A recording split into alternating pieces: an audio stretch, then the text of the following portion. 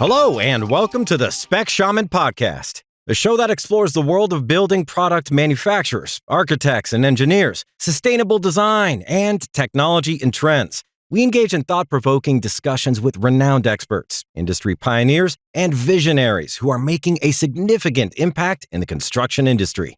Join us as we explore groundbreaking ideas, revolutionary concepts, and the latest advancements shaping the built environment. I hope you enjoyed this week's episode. Let's get started.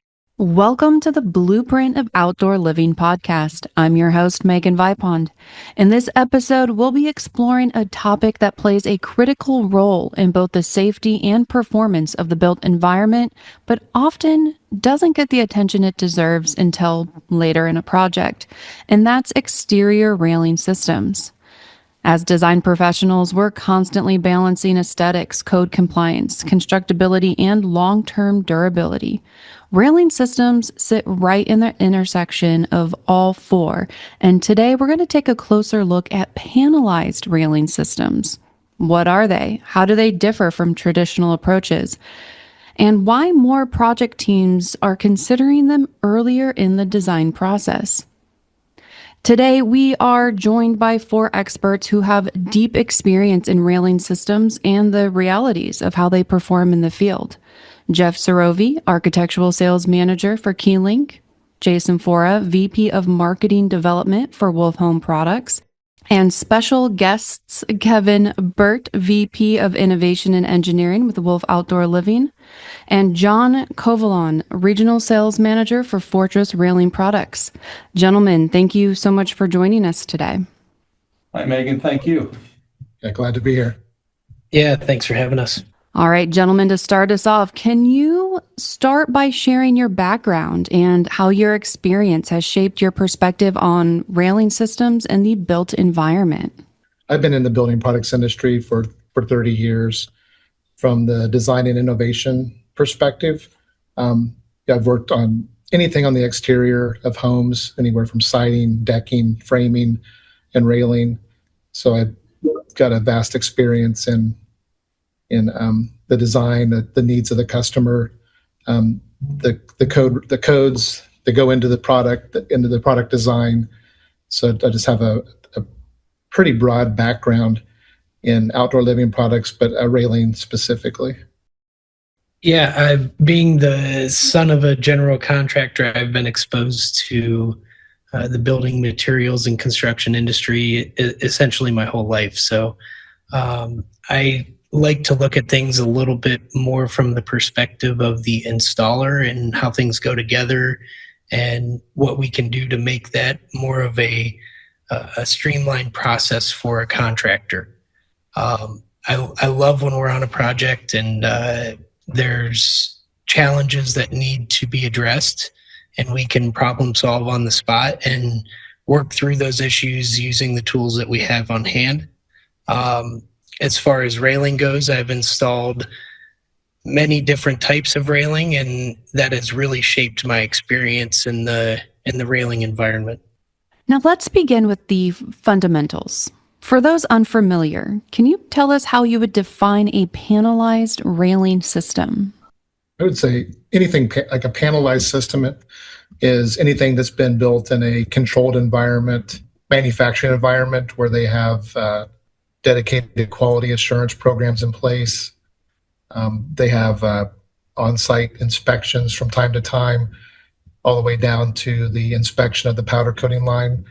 I would say that a panelized system is going to be a railing panel that is also coded to a very specific set of specifications so that you get consistent coating quality to get a long-term warranty that goes along with the product.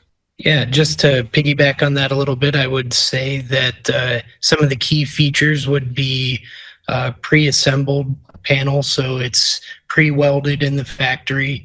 Everything's ready to be cut and installed on site and requires very little labor on the back end when you're actually going to install the product. I would also add to that yes, I talked specifically about the panels, but it goes into the posts and the accessories, the brackets, and like John said, the goal of a panelized system is once it gets to the job site, it requires very minimal fabrication or adjustments to actually install the product once it's there. So you're not damaging that factory finish when you're installing it. How do panelized railing systems differ from traditionally site-fabricated or site-welded railings? Panelized railing systems differ from site-fabricated systems because when you're talking about a fabricated system, that's something that's either going to be assembled and welded in a shop and then installed on the job site, or it's going to be assembled and welded and put in place on site at the job. So there's extreme skilled labor involved with that. You have to have someone that's very skilled with welding and precision welding to be able to accomplish those aesthetics and make sure everything's structurally sound. When you're talking about a panelized system, everything shows up to the job ready to be cut and put in place. The level of skill for the labor is significantly less and can be taught in minutes to hours. I would say those two big things are the differentiators.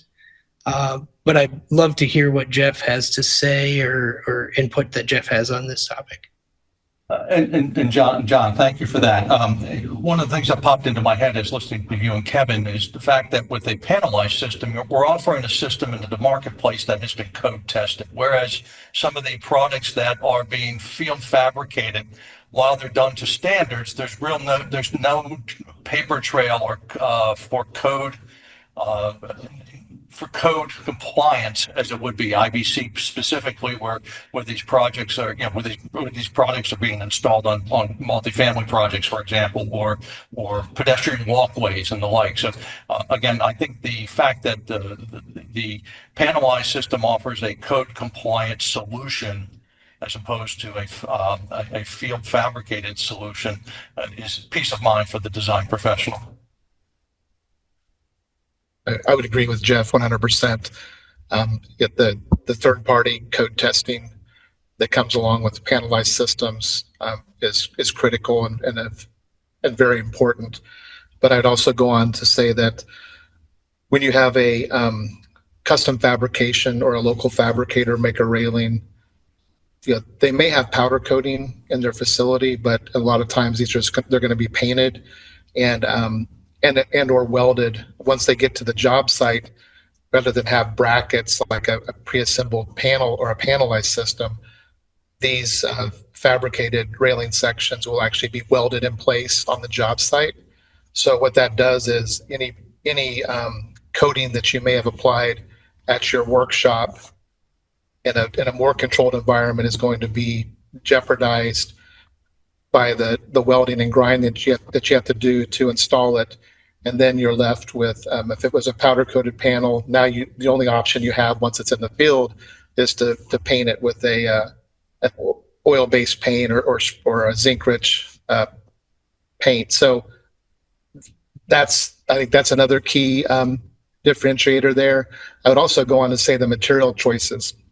You can buy pre-galvanized steel tubes to produce a panel, but in a factory setting where you're making pre-assembled panels, you get a very specific galvanization level on that. So you get you have a more durable, longer lasting product in a panelized system.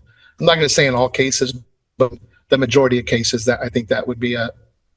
Yeah, I want to add an example as even just a case study. I did a $3 million house outside of Philly a few years back, and we had sold them decking, and the customer was very adamant on getting a custom welded, fabricated on-site steel rail section. And about a year later, he called back and said that our product was leaching rust-colored water onto the deck. And I said, I know a lot about plastics. That's not really possible. And sure enough, it was a site painted and site welded project in steel, and it didn't hold up. You just don't have that controlled setting. To the point of Johnny and Kevin and Jeff are making, you don't have the controlled setting, so it makes a huge difference. Now, one of the things we often hear about panelization, and it's been mentioned here briefly already, but that's the role of factory fabrication. What role does factory fabrication play in consistency and predictability across large projects? I would say that's the key to a panelized system, is that predictability, or that the ability to duplicate the same panel over and over, and that's done through jigs all the way, jigs from the cutting process, which is quite simple. But then when you get into the actual assembly or fabrication, where you're welding the pickets to the rails, there's dedicated jigs for each size of panel that go into that. So, and then on top of that, you have a robot or an individual who's a certified welder actually making those welds. So you get a consistent weld on every single panel. And then the other consistency part and predictability part goes back to finish. I'll talk about finishes a lot today, but that is, people, a lot of people aren't going to recognize the quality of a weld.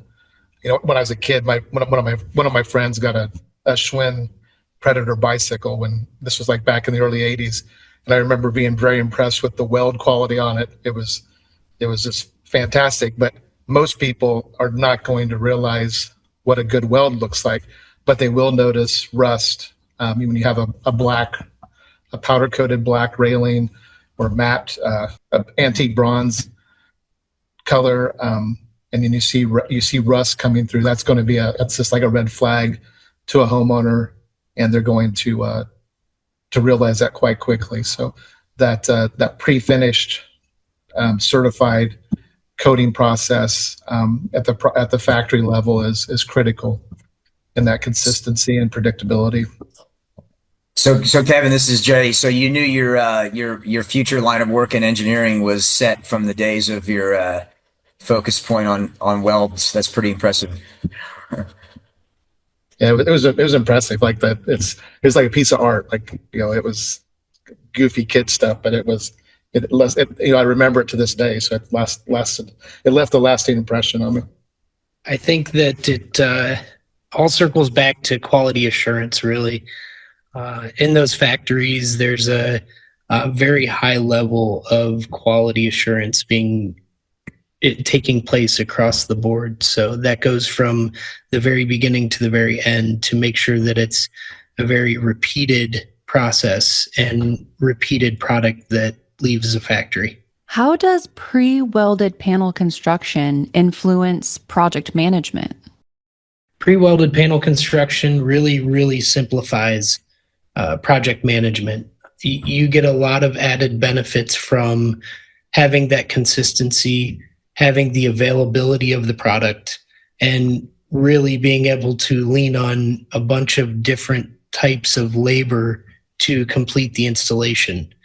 From scheduling, on-site inventory, and guarantees and code compliance, I think these are all things that we think about when we talk about it influencing the project management side of the business.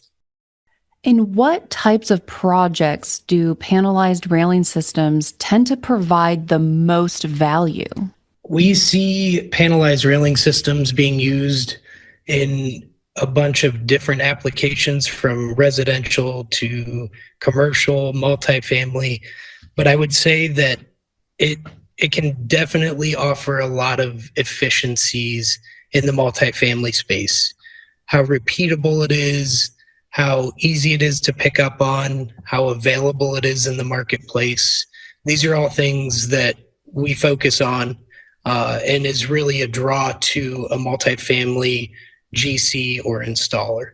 I would add to that I know that this conversation is probably more geared to bigger, like multifamily jobs or commercial type jobs, but in the world of like the DIY installer, fabricated systems with brackets. They can be installed by a homeowner or a local contractor, and probably the biggest value is that the homeowner can go, in most of these cases, these panelized systems are going to have code reports. We'll talk a lot about code today.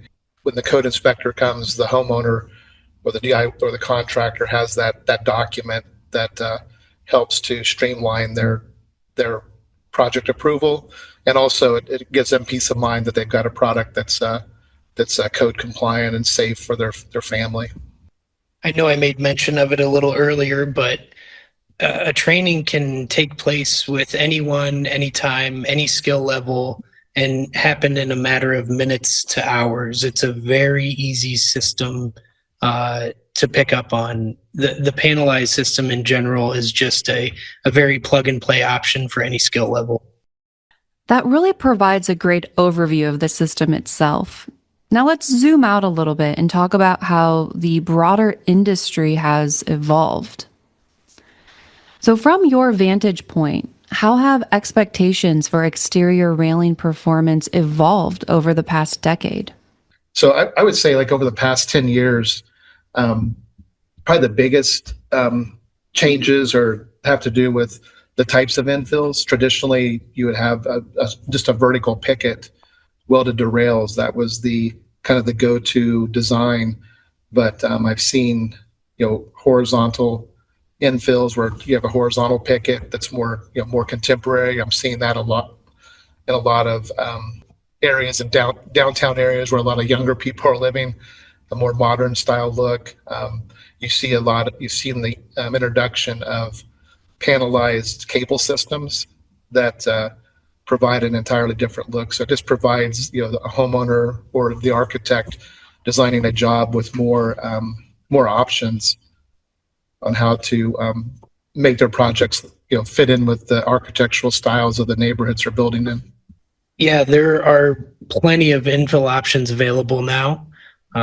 Across the board, from what Kevin mentioned, the traditional vertical picket, horizontal picket, both vertical and horizontal cable, as well as some glass infill options. There are full glass panel infill options and glass baluster infill options, and then a bunch of decorative infill options. So from a design perspective, you can accomplish any design you're looking for in a panelized system. I'd be really interested to hear what Jason and Jeff have to put in on this question. Yeah, I'd say the last 2 decades, this is Jay, the biggest thing I've seen is really the push more towards metal railing in general. And, I asked the market, why is that? And I can say from my experience, there were other type of composite railing products that are out there that have had performance challenges, that have had issues, whether it be spider cracking on the finish, whether it be just downright, unfortunately, failing. Metal's very consistent. It's very strong. Obviously, if treated in the right way and built to the right specifications, it's a far superior option. And that's, from my experience, seeing everything go from wood to more of a composite type of plastic coating on railing to now metal railing.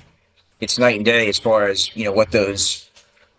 how those expectations have changed, but also the performance, right? They're tied together. So as we build better systems, people's expectations do get better.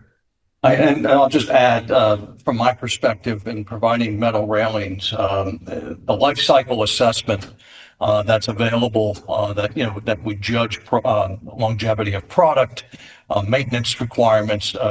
It's unmatched. Metal railings, be it steel or aluminum, far outweigh the competition from vinyl, composite, wood.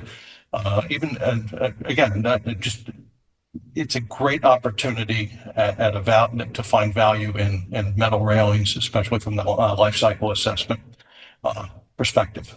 Yeah, I would add to what Jeff just said, in that, with the introduction of Trex, back in the early 90s, to with all the composites that are out there now, these homeowners expect a long lasting product. So you're starting to see different framing materials, but it doesn't make a lot of sense to put a 25-year plus composite deck product down with a wood railing that you're going to have to stain and have a lot of upkeep on. So these panelized systems, whether they be steel, aluminum, cable, whatever they are, they come with finishes and sustain. A lot of steel is a sustainable material.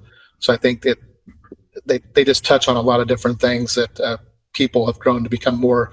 It's more of an expectation that they're going to get a long-lasting, beautiful product that they can install in their projects. What are some common assumptions that design teams make about metal railing systems early in the design process? I think it depends a lot on the environment or the geographic location. That's going to dictate where materials. For instance, if you're building on the coast, it's probably going to be more heavily an aluminum market. If you're in Colorado, it's very likely a more dry climate. You're going to use a lot of steel products out there. So I think the geography and the environmental conditions really can dictate what products are used early in the design process. And then going back, I think I made a comment earlier about just the different types of infills. So you need to have a railing system that complements the architectural style of your home. You're not going to have a modern house with a large, I'll use the word clunky vinyl railing system. I mean, vinyl railing has a segment of the market, but you're talking about larger railing profiles, larger balusters. So you're not going to have as clear of a view, and it's just not going to fit into the architectural style. So having those options out there early on in the design process really helps the designer or the homeowner plan out their project. For projects where railings could become a late stage consideration, what tends to be the cause of that? What we're experiencing now, oftentimes with railing selection, what may have been basis of design and specification early on in the project, because of scope creep and other project cost overruns, we're finding at the very end where decks and railing are being installed. I'm visualizing a multifamily project, for example. At this point, we're getting into cost considerations where the building owner or the general contractor, whomever's running the project, is now looking to make some changes based on the design basis of design specification, oftentimes looking for cost savings. That's where projects, railings could become a late stage consideration, and oftentimes a value engineered late stage consideration. We often run into that. I just caution the design community that, again, while cost can be, we can certainly offer value engineered solutions. We don't want to sacrifice safety, code compliance, and the like for a few dollars, because the cost for failure is not calculable at this point. We're seeing a significant amount of failures. California, for example, has just put in place some new code requirements for deck inspection and railing heights and so on and so forth. So again, very careful about late stage changes, specifically related to safety items such as railing. I think something else that's easy to consider as well is scheduling and availability of product. So when you're talking about scheduling, the railing is going in at the very end stages of a project, whether it be residential, commercial, or multifamily. It's typically a later stage consideration. So scheduling for a fabricator can be weeks to months, and availability of that product can be pretty extensive. And when you're talking about a panelized railing system that's readily available, can ship to the job site and start being installed within a week or two, that's a big consideration when you're coming down the line and trying to hit a deadline. So I would say those two things, scheduling and availability, would be a big consideration as well. I'd go back. I'd also add to that, to what John just said. Again, talking a lot about code. at the late stages of a project, railings are one of the last things to go in for any number of reasons. But when a code inspector shows up and a site-built railing is not approved, they need to find a quick solution to it. And pre-assembled panels with code testing they're a good fit for those type of late stage design changes, and like John said, they're readily available depending on the size of job. So if it's a smaller job, that's very likely they can have product within a day or two to correct any issues that may be causing them to make that change. So that's something that we hear often, that railings can sometimes be treated as a finishing detail rather than a performance system. So how does early consideration around railing systems influence the downstream construction decisions? Early coordination can really benefit a project holistically. If a panelized railing system is specified up front, you're going to have a lot less of these challenges because you do have that product that's readily available. Your labor can hop on site and start installing within a couple of days. So it's going to really offer a lot less challenges in the long run than some of the other railing types out there. It's really going to fit in the puzzle very seamlessly from a project perspective once it comes time to start installing railing. I agree with that too, and I would say that for like a large apartment complex where you're going to have several hundred of the same repeatable sized balconies or railing requirements, if the railing is considered early on in the design stages, there are companies out there with panelized systems that can actually do custom fabrication or custom sizes. An architect can provide a drawing. The factory that makes the panelized system can create sign-off drawings for them, so that when that product shows up, there's very minimal. I mean, you're already talking about minimal changes to a pre-assembled panel, but when you have an architectural specified drawing that was used to build these panels, you're talking about even less on-site changes and just faster installation. So it really makes the entire construction process, as far as the railings go, smoother. And Jeff, you had a comment also. Yeah, and just thinking about the coordination, and oftentimes, when we're providing shop drawings, we're looking at how our particular railing system, again, as an industry, how our railing system is properly anchored to the substructure. And, manufacturers that I'm familiar with, that they test their railing systems in a specific, with a specific anchoring process that needs to be followed for a code compliant application. We still find as an industry that oftentimes contractors or installers may be just doing what comes easy, and it may not end up with a code compliant installation. So we spend a lot of time focusing on the coordination and the proper anchorage of said posts and railing systems. Let's build on all of that now by talking more specifically about materials and fabrication quality. What are the key differences designers should understand when evaluating steel versus aluminum railing systems? I think Kevin touched on it a little bit earlier, but some of the key considerations are going to be climate and your geographical location. So when you're closer to the coast or in a setting where aluminum is more applicable, aluminum type materials are more applicable, that's going to be the go-to. When you're in a drier climate, you're going to lean more on steel.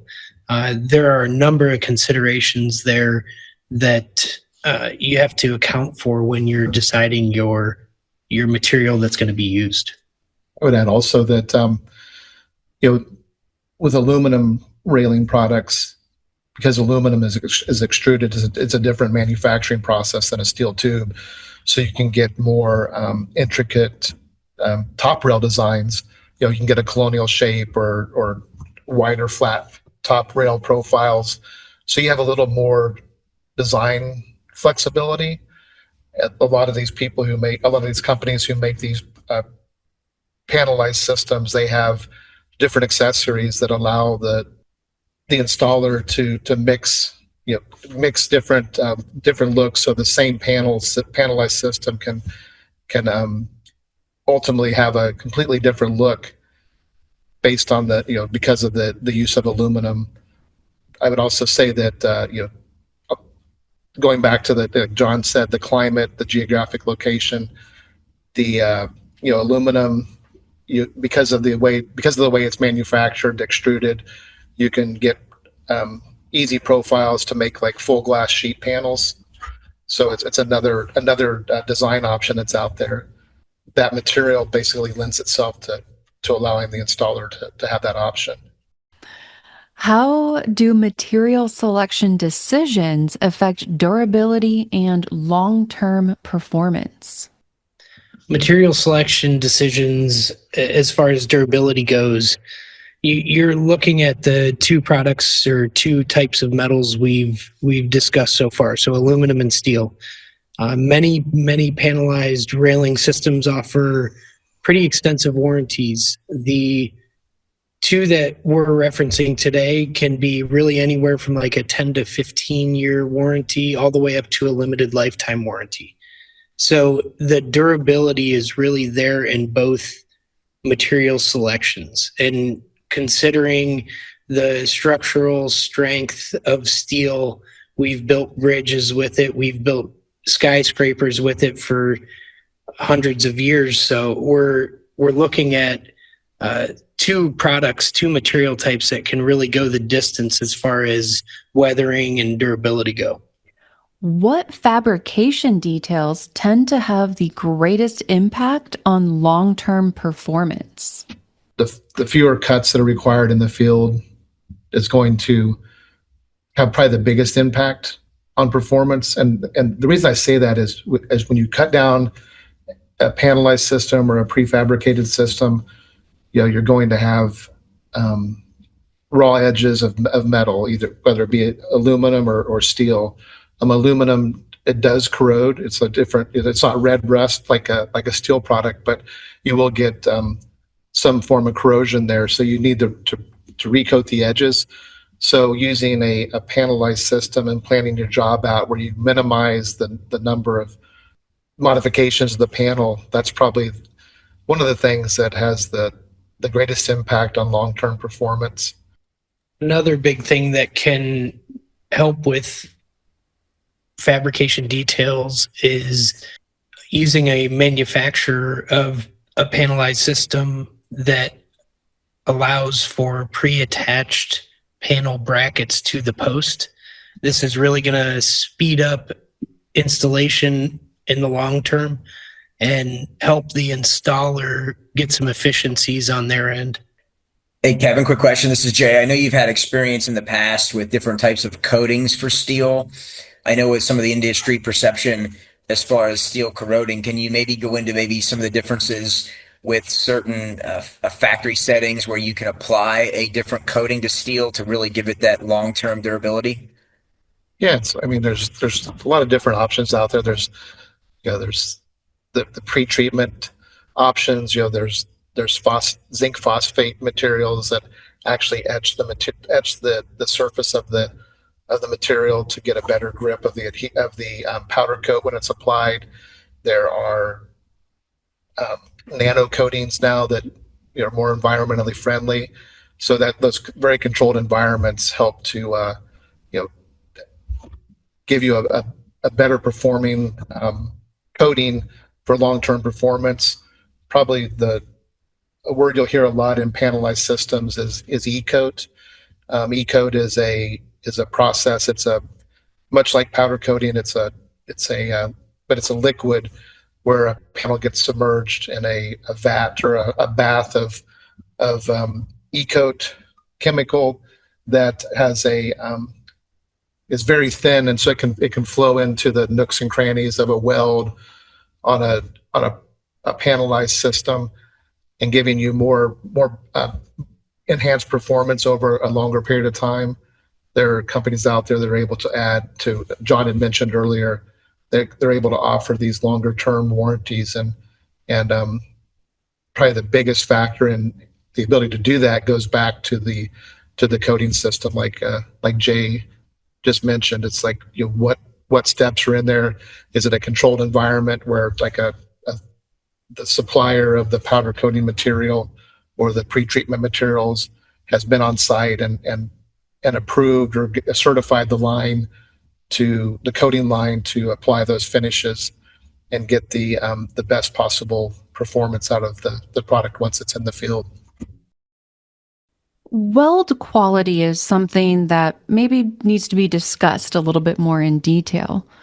Why is consistency in weld quality important beyond the visual appearance? That all goes back to the code, or meeting the code requirements. So having those testing reports. There are code approval programs out there offered through third-party labs. They have different names, but the one that I'm more familiar with is a code compliance research report, and it's a third-party testing lab that takes your quality plan and ensures that the factory or the person making that product is actually following every detail down to the quality of the materials with traceability. The quality of the weld is the weld. You're required to have certified welders that are making these welds, because you're talking about life safety issues with railings, and the weld is in a lot of cases that's the main connection point between the rail and the picket. So you have to ensure that there's consistency there, so you have an end product that meets all the code requirements, and they have confidence that the product is going to perform as it should, and that all goes back to that weld quality. And how does factory precision help reduce variability from panel to panel? I think that just goes back to the processes again. I mentioned in the previous question about the quality systems that are in place. So that quality system is, the spacing of the pickets. There's codes that require that space, any space between two vertical members or horizontal members, that a 4-inch sphere cannot pass through. So that the precision you get out of the factory, from the length of the rails to the length of the baluster or picket tubes that are cut down, the jigs, going back to the weld quality again, the jigs hold the pickets and the rails in the right position, so you have the right amount of gap between the components, so you get the best penetration on the weld. And it's those type of things that go back to that quality assurance report that really give all those panels the precision that they need, so you don't get a lot of variability from panel to panel. Everything is really calibrated on a regular basis in these manufacturing facilities as well, and that's what really fine-tunes the precision from panel to panel. We offer a super consistent product because of those factors. Now, of course, material selection and fabrication are only part of the story. Protection and coatings play a huge role in long-term performance as well. Why is surface protection such a critical consideration for exterior railing systems? I would say that you're talking about a product that's going to be exposed to the environments around it forever. Rain, shine, sleet, or snow, this product has to stand up against all of that. So choosing surface protection methods to make sure that the steel or aluminum is going to stand the test of time is super important. I know Kevin mentioned earlier about the e-coating process, the powder coating process, making sure that welds are held to a specific standard. All these things are considered so that when this product is installed, when a panelized railing system is installed, it's going to withstand the test of time. So protecting that surface, protecting those metals is super important so that we see these products stay in place for a very long time. I would add to what John just said in that, with a railing product, you're going to be a railing. It defines an outdoor living space. So on a deck, and people, they're like the barriers that define the space. So people are going to be interacting with them. So you get a lot of people. A lot of people are going to be holding on to that railing, resting against it, and it gets a different type of attention than like say a fence product that's out 40 yards in the back of your yard, where that surface protection is very important to the long-term durability of it. So how should designers think differently about railing protection in coastal areas versus inland environments? I would say it's all about, in coastal environments, it's all about the salt air, and you're going to probably get better performance out of an aluminum panelized system than a steel system. The one of the keys there, I think, is the maintenance. You need to keep it clean. Salt is very corrosive, and you can keep your railing looking nice and like the day it was installed, as long as you continue to clean that. But it all goes back to that salt air environment. Similar to the fenestration industry, there are coatings that are available that are designed specifically for coastal applications. Referring to AMA, the American Architectural Manufacturers Association, the 2605 finish standard, which is typically a fluoropolymer finish, provides the end user the benefit of having the most sophisticated finish option available for their railing. Now, not every railing manufacturer has that available to them. Also might not be available on certain materials such as steel versus aluminum. But again, judging the application, the location, make certain that you select the correct finish. And also read the warranties. Read the warranties of the manufacturers that you're considering. They may have specific distance from the coastline. Oftentimes you have within a mile of coastal waters, or 2 miles of coastal waters, or brackish waters, that you need to have the upgraded finish. So please give that some consideration. Yes, absolutely. Those environmental factors are especially important these days as more projects are being built in challenging climates. Let's shift now from fabrication and coatings to what really happens on the job site.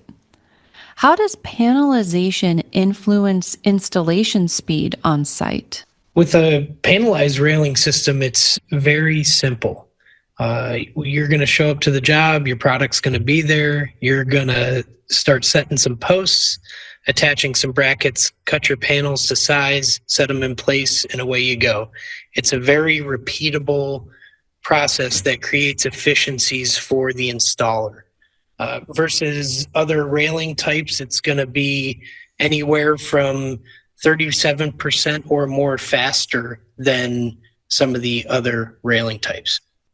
How does reduced field fabrication contribute to overall project efficiency?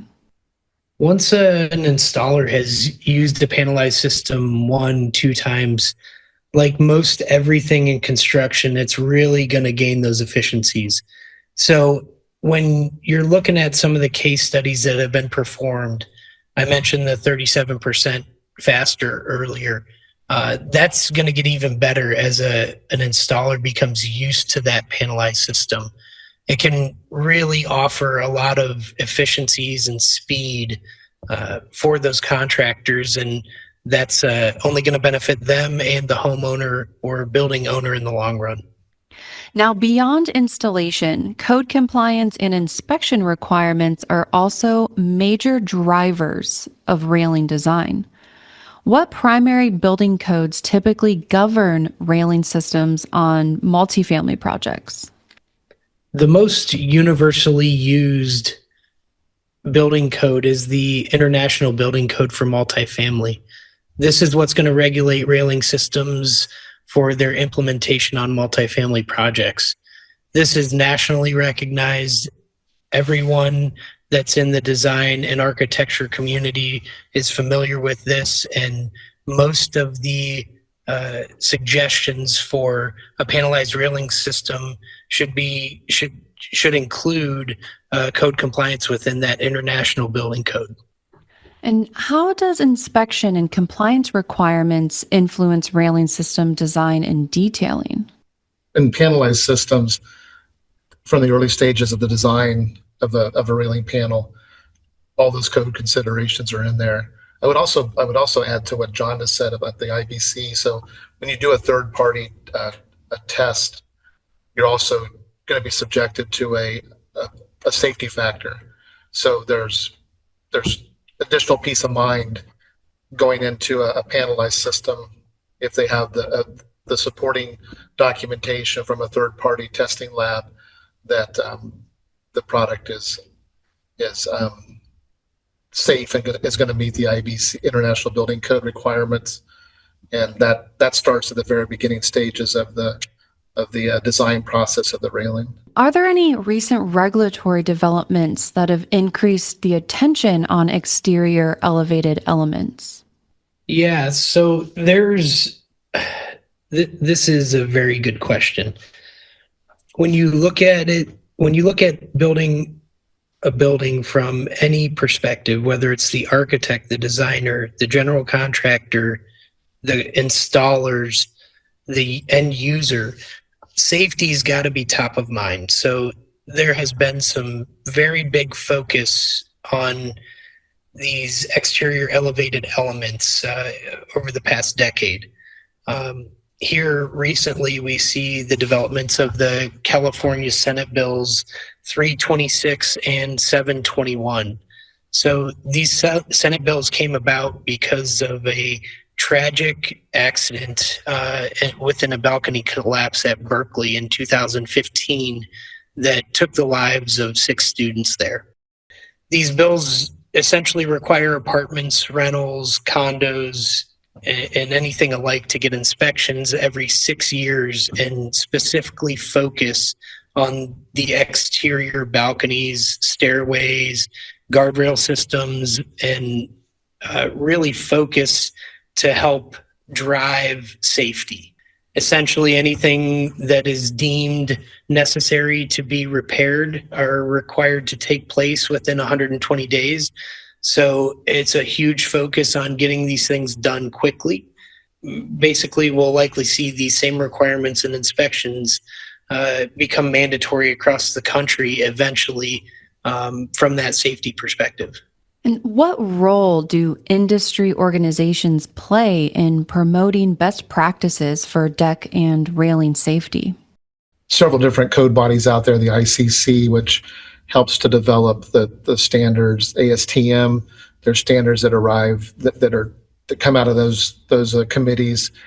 In the deck and railing category, there's this organization called the North American Deck and Rail Association, NADRA, and they are very active in promoting deck safety with educational classes.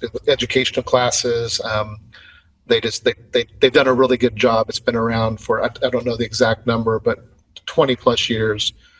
And they are getting to be more and more active. And really, I would say the go-to source as far as an organization that's out there promoting the best practices for deck and railing safety. Jason, you had a comment? Yeah, I would also recommend leaning on individual manufacturers and companies who have a dedicated training program. Some offer additional warranties, It's great because again, they're familiar with their product, good and bad. Every product has, strengths and weaknesses, and it's important to align yourself with a company who's going to be proactive in administering, the right best practice information. Absolutely. Now, as we wrap up here, let's talk a little bit about life cycle performance and get into some real world application. How should designers evaluate railing systems from a life cycle and maintenance standpoint? I think it's important for designers to consider essentially everything we've talked about. What they're looking for from an aesthetics purpose, the material being used, whether it's aluminum or steel, and really bringing all of that together so that it can withstand the test of time. I would add that, in that when a designer's evaluating a system, a railing system, go to the manufacturer's website. You're going to find the warranty policies, the labor warranty policies, any code compliance reports that are out there, care and maintenance guidelines, so they can make very informed decisions on the products that they're going to use on their projects. And how can material choice and fabrication methods reduce long-term maintenance demands? I guess that goes back to an earlier answer. You're talking about composite decking and the consumer's expectation that these outdoor living environments are going to last a long time. So I think there's just an expectation out there now, and then I go back to the geographic location of the coastal environments. Like that's going to really dictate the material choice. The salt air that we mentioned earlier, is going to be more likely to be an aluminum product. And then Jeff mentioned the AMA standards. So there's like the fluoropolymer powder coatings that give better performance, but that's going to have the biggest impact on long-term maintenance demands. I think something else to add there too is when you're considering a panelized railing system versus a fabricated railing system, the maintenance required over the long term is going to be a lot less for a panelized system. You still have to pay attention to it. You still have to make sure that you're cleaning it and inspecting it on a regular basis. But there's a lot less room for error in the long term with a panelized railing system versus a fabricated railing system. Can you share a real-world project example where a panelized railing system helped solve a design or construction challenge? Yes, there was actually a recent project in Lansing, Michigan area that was completed by Lakeshore Customs, a contractor up there. Very well-known, reputable contractor in the area. And this particular project was a restoration and remodel project where stairs and balconies on a condo complex were kind of getting to the point where they needed to be considered for replacement.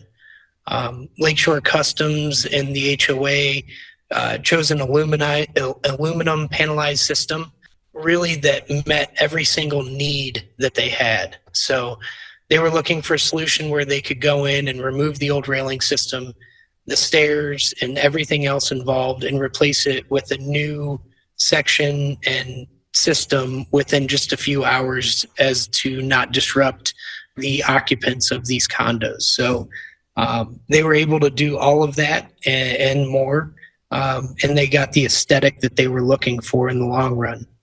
So they accomplished really three big things. They accomplished the speed they were looking for. They accomplished the aesthetics that they were looking for and the strength in the product they were looking for. So there's going to be a formal case study published on this project in the near future, and is nearing completion, happened really from late 25 to early 2026. As a final takeaway today, what key considerations would you encourage design professionals to keep in mind when specifying railing systems on future projects?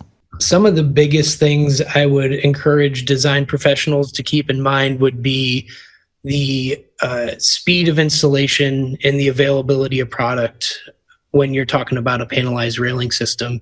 It's a very flexible product from start to finish and can fit into that jigsaw puzzle of a project really as needed. So that's one of the biggest things. And all that considered, you're not jeopardizing any of the things we've talked about with strength or aesthetics. You can really accomplish anything you're looking for with a panelized railing system. I would add to that I would say three things. So number one, when you're talking about panelized systems, look at the design options and material options that are out there that are being offered. Number two, look for code compliance reports, third-party testing reports that support a safe product. And then number three, look at the warranty that's offered by the manufacturer. Those would be the three things that I would encourage design professionals to keep in mind. Jason, you had a comment also? Yeah, I would just add to work with a manufacturer's rep, get reps involved. It's important. We can help to narrow, maybe potential problems. Remember, we're at the bottom of the funnel. So we see all the good, the bad, the ugly. Products that may have been not specified for the right application. We can make better recommendations. We can, again, use our expertise to help, make your projects go smoother.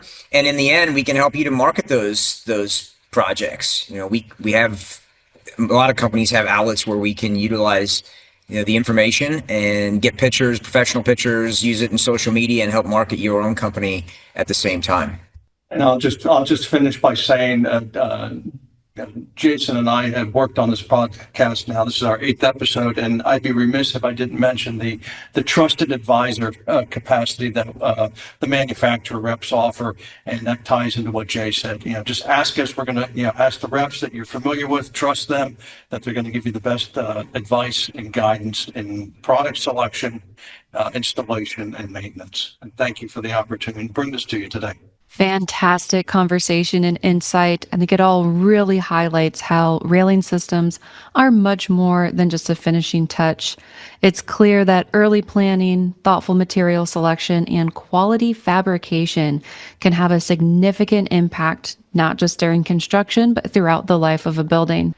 Gentlemen, thank you for sharing your expertise and helping us better understand the role of panelized railing systems in today's built environment.